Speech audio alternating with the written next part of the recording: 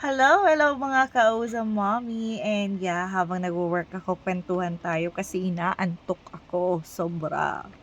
1:28 PM, duty ko sa day shift na client. And yeah, may pinuntahan pa ako kanina. Kaya halos kararating lang namin. Start na ulit mag-work. Ang iPad ko, grabe.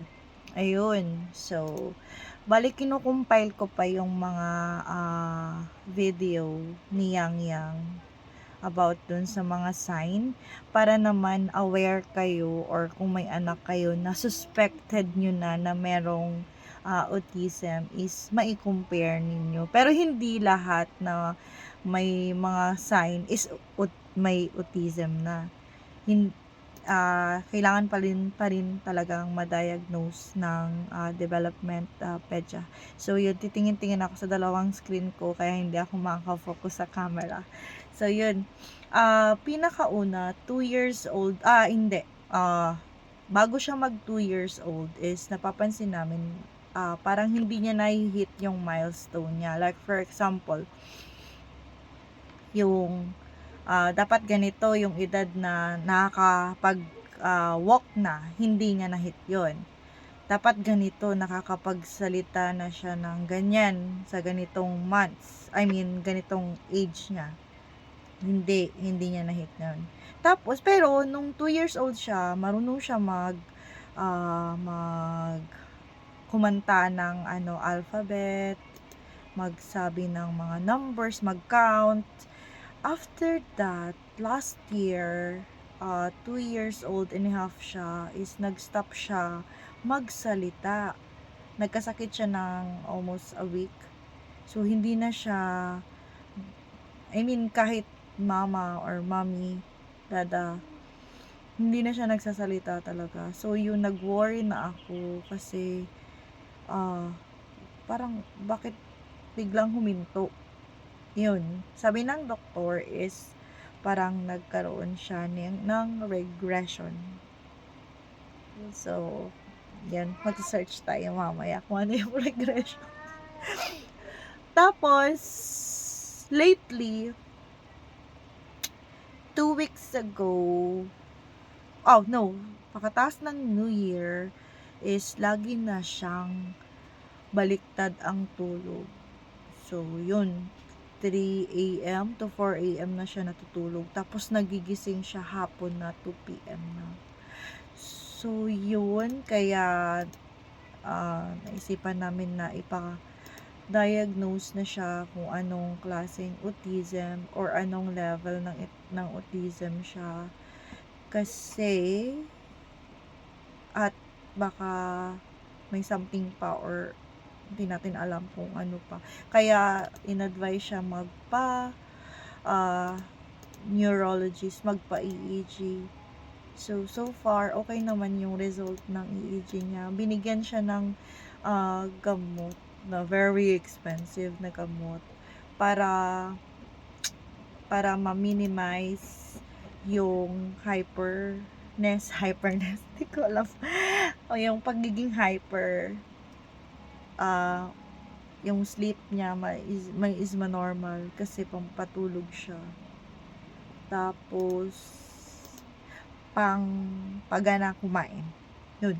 So, tuwing gabi, around 8 to 9 PM, is pinapainom na namin siya ng gamot. And after that, mga 10 to 10:30 is tulog na siya. Inaantok na siya. Yun. Yung early sign pala ng kapag yung anak nyo is nag-hand leading, yung parang hinihila kayo, hand leading, yung tawag dun, kung saan siya pumupunta. Isa yun sa mga sign.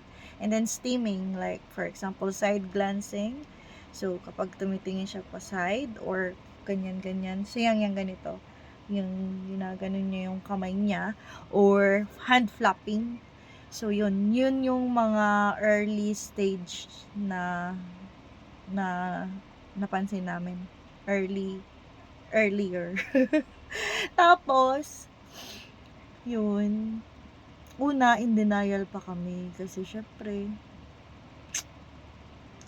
hindi mo naman lubos maisip na meron kang anak na may autism. Pero siguro may dahilan si Lord kung bakit sa akin binigay si Yang Yang. Siguro alam niya na kaya ko or kaya namin na alagaan siya at suportahan sa lahat ng bagay. So yun lang. Abangan niyo na lang yung aming video dun sa mga oo pala, lining of toys. So, yung may mga autism is mahilig sila mag-line ng toys. Tas mahilig sila sa mga yung gulong, pinapaikot-ikot nila yung gulong. Yun, sign yun.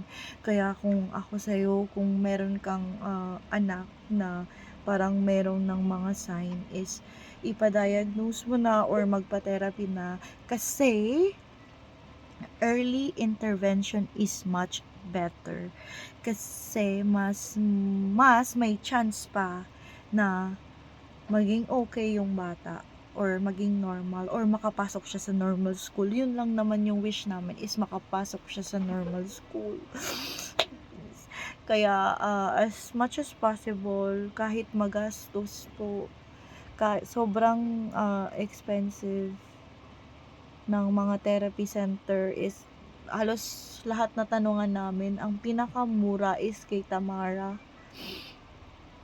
Yun, yung assessment pati nila is walang bayad. Yung ibang center is yung assessment is 5K.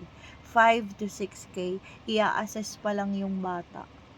Sa Tamara, free.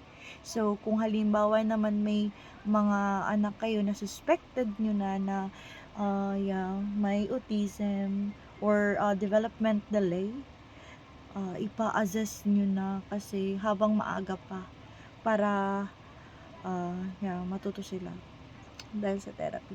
Yan lamang. And di ako makapag-focus sa work kaya stop ko na to. Bye!